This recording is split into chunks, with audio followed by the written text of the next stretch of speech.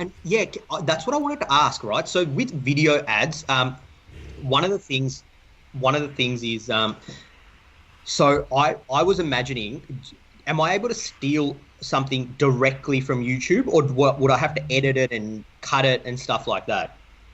So yes, you can, but if someone has stole a clip from YouTube and put it on Facebook before you, Yeah, Facebook will ban you because they see the exact same properties, sound levels. So like like if you're the second person to rip a video from YouTube, yeah. Facebook will hit you for like copying someone else's on Facebook. So then you Okay. might have to just tweak it a bit, or if you're Yeah. lucky, you're the first person to download that video from YouTube and put it on Facebook. Okay, fantastic. How do I find out if I'm the second person?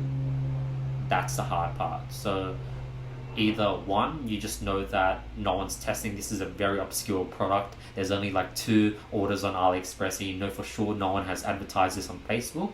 Or Yeah. two, make some small tweaks to the video, speed it up, maybe cut the last 30 seconds and put that in front. Yeah. Just switch it around to be safe. So And I only have to like cut the video or like change the speed, and it's not regarded as being the same. correct.